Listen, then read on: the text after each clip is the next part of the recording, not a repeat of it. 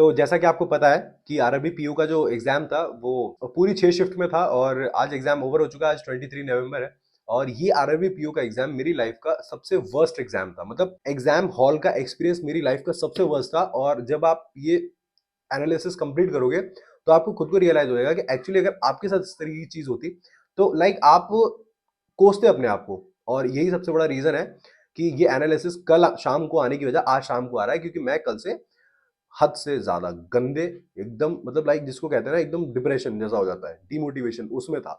मैं बताता हूँ क्यों।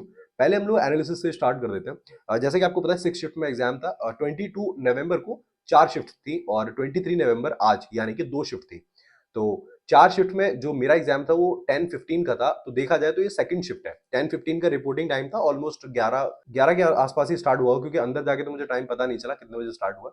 11 के आसपास ही स्टार्ट हुआ होगा, 1 घंटे का गैप वैसे भी लेके चलते हैं। एग्जाम स्टार्ट हुआ। सबसे पहले हमारा खुलता है रीजनिंग। मैंने सीक्वेंस आपको कल ही बता दिया था, रीजनिंग उसके बाद क्वांट्स। तो जैसे मैं बताता हूँ, मेरा एग्जाम जो था वो सेंटर था मेरा अलीगढ़। और अलीगढ़ में भी जो पलवल वाला रोड है, जानते होंगे जो लोग, खैर टप्पल वाला जो रोड है, तो उधर एक कॉलेज है, करसुआ करके कॉलेज है। तो वहां पे क्या है, लैब नंबर जो 11 है वो पूरी की पूरी लाइक जिसमें 4 लैब्स है, मतलब 4 जिसमें सेक्शन है, वो चारों सेक्शन एक जैसे हैं, डिवाइडेशन नहीं है। मतलब गाजियाबाद जब मैं एग्जाम देता था तो डिवाइड रहते थे, तो उसमें सारे सेम है। पूरा पूरा एकदम बड़ा सा हॉल है, उसमें अलग अलग सेक्शन बना रखे हैं, बट सेक्शन केवल लिख रखे हैं, डिवाइड कुछ नहीं है। तो सीन ऐसा होता है कि मेरा लैब 1 में एग्जाम होता है। तो जैसे ही रीजनिंग खुलता है, तो रीजनिंग में सबसे पहला ब्लड रिलेशन खुला था मेरे में। ब्लड रिलेशन देख के मैंने उसको स्किप करा, मैंने कहा सबसे लास्ट में करूंगा, वो मैं करता ही हूँ। नेक्स्ट काम मैंने पजल खोला और पजल में मैंने पजल उठाया था सबसे पहले आपका डे बेस वाला। डे बेस वाला पजल बनाया जो कि विद वेरिएबल था। वेरिएबल उसमें वो वाले वेरिएबल थे, सब्जेक्ट वाले थे, जूलॉजी और फिजिक्स और आपका साइकोलॉजी, मैथमेटिक्स, यही सब थे, हिस्ट्री भी थी। वो प्रॉपर बन गया था। उसका पैटर्न तो मुझे अब तक याद नहीं रहा, क्योंकि मैं फ्रस्ट्रेट इतना ज्यादा था। हाँ, इतना जरूर याद है कि शायद स्टार्टिंग उसकी जूलॉजी से ही हुई थी, जितना अब याद अच्छे से नहीं आ पा रहा है, जितना है उतना बता रहा हूँ मैं। उसके बाद नेक्स्ट जो था, फिर मैंने नेक्स्ट पजल उठाया और नेक्स्ट पजल जो मैंने उठाया था वो था हमारा सिटिंग अरेंजमेंट। और सिटिंग अरेंजमेंट जो कि आपका सर्कुलर बेस था, जिसमें कि 9% थे, तो 9% वाला वो बन गया था, उसमें ज्यादा टाइम नहीं लगा था। ये करने के बाद फिर मैंने मिसलेनियस की तरफ गया, जिसमें मैंने सारे सिलॉक्स कर दिए थे। सिलॉक्स ऑलमोस्ट मेरे सारे सही होंगे, सिलॉक्स हो गए। और उसके बाद फिर मैंने अल्फा न्यूमेरिक वाले क्वेश्चंस करे थे, अल्फा न्यूमेरिक भी अच्छा था, हो गया, ठीक है। अब नेक्स्ट आ जाते हैं, उसके बाद फिर मैंने पजल जो है वो गलती से उठा लिया आपका लीनियर सेटिंग अरेंजमेंट, क्योंकि सेकंड शिफ्ट में जिसने लीनियर वाला उठाया है वो मुझे कमेंट सेक्शन में खुद बता देगा कि वो पजल किस तरीके का था। एक्चुअल में उसमें प्रॉब्लम क्या हुई, उसमें ना एक कंडीशन थी, लाइक ई से जी वाली और डी से एच वाली, जिसमें डी का डायरेक्शन नहीं पता था। वो इतना ज्यादा कंफ्यूजिंग हो गया, क्योंकि उसमें सीन ऐसा था, उसमें साउथ में बंदे ज्यादा बैठ रहे थे, नॉर्थ में कम बैठ रहे थे। उसमें 8 बंदे थे। अब सिंपल सी बात है, साउथ में ज्यादा बैठेंगे तो साउथ में 5 बैठने पड़ेंगे और नॉर्थ में आपका 3 बैठ जाएंगे, 8 हो जाएंगे। तो अब 4-4 तो हो नहीं सकते। तो उसको कंडीशन को फिक्स करने में मुझे जहां तक याद है, मुझे कम से कम 2.5 मिनट लग गया। मतलब उस पूरे पजल में वो जो प्रॉपर एक जो कंडीशन थी उसको मैंने उसको ईगो पे ले लिया था। मैं कहा नहीं भाई, ये होगा कैसे, नहीं जब इतना हो गया इसको नहीं छोड़ूंगा मैं। और उसको करते करते मैंने अच्छा खासा टाइम गवा दिया था। कोई बात नहीं है। उसको करने के बाद फिर क्या होता है, फिर मैं जाता हूँ एक और पजल पे, जो आपका पजल था एज बेस्ड वाला। उसको मैंने देखा तो उसमें कंडीशंस लाइक वो बहुत छोटा था, इतना सा था, लेकिन उसमें कंडीशंस ऐसी थी कि इसकी एज इससे बराबर होगी, इससे ट्वाइस होगी। तो ऐसे पजल अक्सर कर मैं छोड़ देता हूँ, क्योंकि मुझे उसमें थोड़ा सा कैलकुलेशन जो है, मेरा दिमाग चकरा जाता है कि यार इसकी इससे बराबर होगी, इससे इससे ट्वाइस होगी, इसकी वो मैं कंफ्यूजन मैं हटा दिया, मैंने कहा छोड़ो इसे। फिर मैं मिसलेनियस की तरफ गया, जिसमें कि मैंने चाइनीज कोडिंग करा। चाइनीज कोडिंग में अभी मेरा हाथ इतना टाइट, मतलब निकाल सब लेता, बट वो टाइम, क्योंकि वो अब ये कैसे लो कि वो मेरा कंसंट्रेशन नहीं बन पाता उस पर, इस वजह से। लेकिन वो भी मैंने कर लिया था। अब इस हिसाब से देखा जाए तो ऑलमोस्ट जो मैं अटेम्प्ट कर पाया था, जब जैसे टाइमर खत्म हुआ, तो मैं अटेम्प्ट कर पाया था ओनली 25।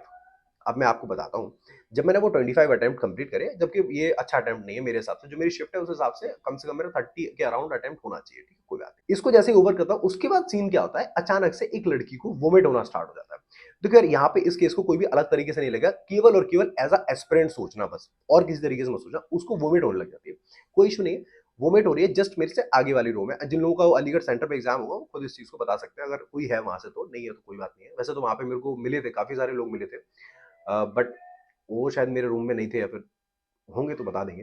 क्या होता है, उस लड़की को वोमिट होना स्टार्ट हो जाता है। वोमिट में कोई इशू नहीं है, बट वोमिट के साथ अगर देखो आपका कंसंट्रेशन है, और कोई भी इस तरीके की, मतलब वोमिट के साथ साथ उस तरीके की आवाजें निकाले। मतलब अब मैं कैसे बताऊं यार, वोमिट की लाइक इस तरीके की आवाज होती है प्रॉपर, जैसे होता नहीं ऐसा ऐसे करके, इस तरीके, बहुत गंदी, बहुत लाउड आवाज थी वो। उस आवाज की वजह से मैं प्रॉपर इस तरीके से सीट पे ऐसे एग्जाम दे रहा हूं। भाई मैं सुबह केवल और केवल दही और चीनी खा के गया था, क्योंकि भाई मेरे घर से मेरा एग्जाम सेंटर 70 किलोमीटर दूर था। मैं अपनी बाइक का आपको यहाँ पे एक छोटा सा क्लिप लगा दूंगा, आप देख लेना। जब मैं निकला था घर से, 0 मीटर करा था मैंने, जब मैं वहां पहुंचा था तो 70, शायद 80 के आसपास होगा, 80 किलोमीटर था। एक बंदा 80 किलोमीटर बाइक चला के जा रहा है, तो उसके बाद आप समझ सकते हो उसकी क्या हालत होगी। भाई मैं केवल दही और चीनी खा रखा था, तो मैं इस तरीके से बैठा था, तो मेरी गर्दन जब इस तरीके से थी, मुझे खुद वोमिट जैसा फील हो गया और मेरा दिमाग खराब हो गया। उसके बाद आसपास के बच्चे थे, उन लोगों ने भी बोला कि भाई क्या कर रहे हो, इसको बाहर निकालो, एग्जाम चल रहा है, मजाक थोड़ी है। क्योंकि वहां पे बंदे थे 27-27 साल के। मैं तो चलो कोई बात नहीं, मैं तो झेल गया उस चीज को, बट जो लोग अच्छी एज के थे वो लोग इरिटेट हो गए, और वो मतलब एकदम फ्रस्ट्रेशन कि आप पागल समझ रहे हो, मतलब एग्जाम चल रहा है यहाँ पे, एक एक मिनट इतना कीमती है और ये इस तरीके से हो रहा है। भाई वो बराबर वोमिट करती जाए, और एक भी एग्जामिनर, वो जो था इन्विजिलेटर था वो, मैं क्या बोलूं उसको, एक भी बंदा इतना मिच्योर्ड नहीं कि भाई कुछ इंतजाम करे कि इन बच्चों के साथ क्या ऐसी होगी। इसको कोई भी किसी भी तरीके से अदरवाइज लेना चाहे वो ले सकता है, मेरी प्रॉब्लम नहीं है।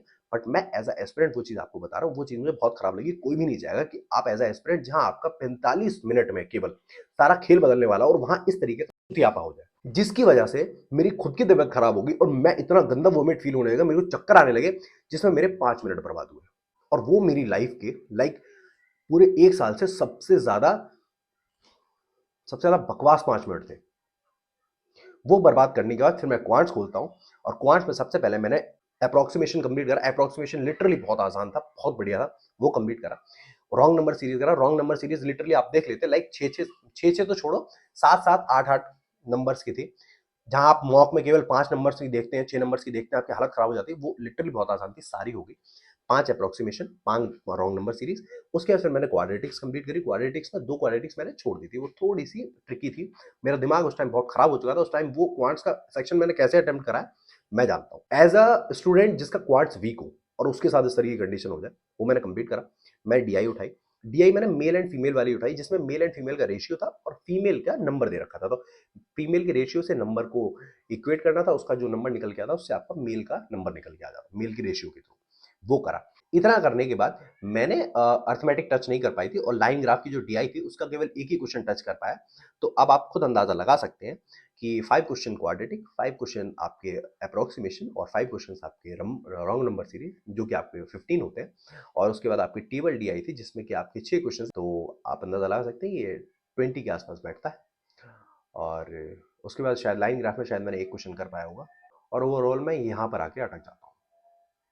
जिसके बाद अगर इसको टोटल करेंगे ना, तो कोई भी मूर्ख से मूर्ख व्यक्ति बता देगा कि 25 रीजनिंग और ऑलमोस्ट 20 से 21 आपका क्वांट, जिसमें कि आप कहीं दूर से दूर तक आरआरबी पीओ में प्रीलिम्स में तो क्वालिफाई नहीं करेंगे, क्योंकि आप एकदम एक्यूरेसी से हर क्वेश्चन तो नहीं करके आएंगे। डेफिनेटली मुझे पता है रीजनिंग में एक हो सकता है गलत जरूर हुआ होगा, और जिसकी वजह से मैं लिटरली बहुत गंदा डिमोटिवेट हो गया था। ये थी पूरी मेरी आरआरबी पीओ की जो वर्स्ट, मतलब लाइफ का वर्स्ट एक्सपीरियंस। अब मैं अपनी फैमिली को, मैं घर पे आके क्या बोलूँ, मैं फादर को क्या बोलूँ कि लाइक मैं क्या एग्जाम दे के आया हूँ। ये सिचुएशन मेरी बन गई, और उसके बाद जब मैं घर आया उसके बाद फिर ये तो कंफर्म है क्वालिफाई तो नहीं हो रहा है, मैटर ही नहीं करता। मैं चाहूँगा भी नहीं ना, मैं कोई इसमें उम्मीद रख रहा हूँ कि क्वालिफाई हो रहा है। तो बस मैं इसके बाद यही बोलना चाहूँगा कि थैंक यू सो मच, जिस जिस लोगों ने मुझे सपोर्ट करा आज तक। लाइक जब मैंने नवंबर में प्रिपरेशन स्टार्ट करा, मैंने छोटे छोटे मिनी ब्लॉग्स बनाना स्टार्ट करा, जिसपे केवल 200-300 व्यूज आते थे। उसके बाद फिर मैंने एक ट्राई लिया, मैंने एसबीआई क्लर्क का एग्जाम दिया। मैंने कहा भाई इस एग्जाम को देते हैं और देखते हैं एक्चुअल में पता चलेगा कि एग्जाम आता किस तरीके है। वो मैंने इसीलिए एग्जाम दिया था। वो एग्जाम दिया, उसमें नंबर आए, ऑब्वियस सी बात है नहीं हुआ। फिर मैंने सिलेबस करना स्टार्ट करा, और उसके बाद ऑलमोस्ट हमारी देखा जाए तो एक साल तो मान ही लो, नवंबर ही चल रहा है, एक साल पूरी कंप्लीट हमारी जर्नी खत्म हुई, जिसमें कि बहुत सारे उतार चढ़ाव रहे। आपने देखा, मैं आपको एक चीज बोलूंगा कि एज अ एस्पिरेंट जो मैंने ये फेस करा, जितना टाइम मैंने देखा, मैं आपको एक ही चीज बोलूंगा, प्लीज जब तक आपका सिलेबस कंप्लीट ना हो जाए, और कंप्लीट का मतलब होता है 70-60-70%, उसके बाद फिर मॉक देना स्टार्ट करो। तब तक प्लीज आप कोई सा भी एग्जाम मत देना, क्योंकि जब आप मतलब ऐसा एग्जाम मत देना, उसके बीच में एग्जाम मत दे देना। मतलब कि मान लो आपका 20% सिलेबस कंप्लीट है और आप एग्जाम देने चले, क्या होता है सिलेबस छूट जाता है बीच में, फिर वो कंप्लीट करने में टाइम लगता है। तो इस तरीके से पहले सिलेबस को कंप्लीट करके फिर आप एग्जाम देना बैक टू बैक। और ज़रूरी नहीं है कि वो एक बार में निकल जाए, लेकिन वो नेक्स्ट टाइम ज़रूर निकल जाएगा। और इसी के साथ, और मैं खुद नहीं जानता कि मैं अब क्या करने वाला हूँ। ऑलमोस्ट मुझे 3 से 4 दिन का ब्रेक चाहिए होगा, प्रॉपर ब्रेक लेता हूँ, सोचता हूँ कहाँ कहाँ क्या क्या गलती रही मुझसे, क्या-क्या चीज़ें मुझे सुधार करने की ज़रूरत है और फिर से काम करना स्टार्ट करता हूँ, क्योंकि मुझे पता है कि फ़रवरी में वैकेंसी आने वाली है फिर से, और उसके लिए लिटरली मेरे पास बिल्कुल टाइम नहीं है, अगर मुझे ऐसा लग रहा है तो।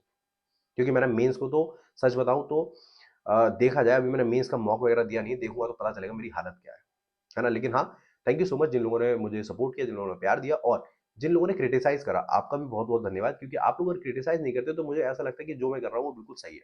क्योंकि मैं जानता हूँ बीच में मैंने बहुत सारी गलतियाँ करी, बहुत सारी नहीं कर सकते, केवल एक ही गलती करी बस।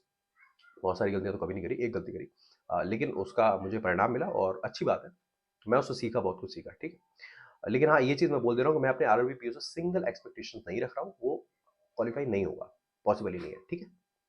तो जिस-जिसका हो जाएगा, बहुत अच्छी बात है, और इस कमेंट सेक्शन में अपना अटेम्प्ट ज़रूर बता देना और बता देना कि भाई आप किस रेंज में हो, तो उस हिसाब से, मैं ही नहीं, मैं कोई एक्सपर्ट नहीं हूँ, बट मैं जानता हूँ कि मेरे चैनल पे बहुत ही ज़्यादा ज्ञानचंद और बहुत-बहुत एस्पिरेंट एक्सपर्ट्स बैठे हुए हैं, वो आपको बता देंगे कि आप इन हो या फिर आप आउट हो। तो आप अपना अटेम्प्ट बताना मत भूलना इसके नीचे, ठीक है? और इसी के साथ मुझे ऑलमोस्ट 3 से 4 दिन का ब्रेक चाहिए होगा, जिसमें मैं अपनी स्ट्रैटेजी बनाता हूँ, चेंज करता हूँ, क्या-क्या चीज़ें ज़रूरी है, फिर उन पे काम करना स्टार्ट करूँगा। बट हाँ, जब मैं जैसे ही घर आया तो मैंने एक चीज़ ज़रूर देख ली थी, जो मैं आपको दिखाना चाहूँगा। ये है, ये शायद आपको पढ़ने में नहीं आ रहा होगा, बट मैं बता देता हूँ कि मैंने क्या लिखा था। मैंने लिखा था कि चेंज क्या है? चेंज ये है कि लास्ट टाइम में जिस लूप में फँसे थे, उससे पहचानो और उससे ओवरकम करो बस। लास्ट ईयर जो गलतियाँ करी, वो इस साल नहीं होनी चाहिए बस। तो लूप यही होता है, जो लोग बोलते हैं कि गवर्नमेंट एग्जाम का लूप क्या होता है, वो लूप यही होता है।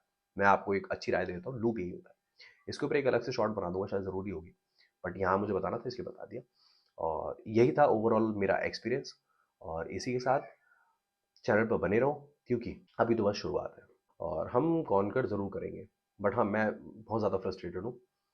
इसी के साथ चैनल को सब्सक्राइब नहीं करा, सब्सक्राइब कर लेना, वीडियो को लाइक कर लेना, और मिलते हैं अब हम लोग व्लॉग्स में, क्योंकि अब 4 से 5 दिन का गैप लेके प्रॉपर स्ट्रैटेजी बना के कि मुझे क्या-क्या चीज़ें जो मैंने फेस करी है, जिन-जिन चीज़ों में मैं लैग कर रहा हूँ, उन चीज़ों पर काम करना स्टार्ट करूँगा।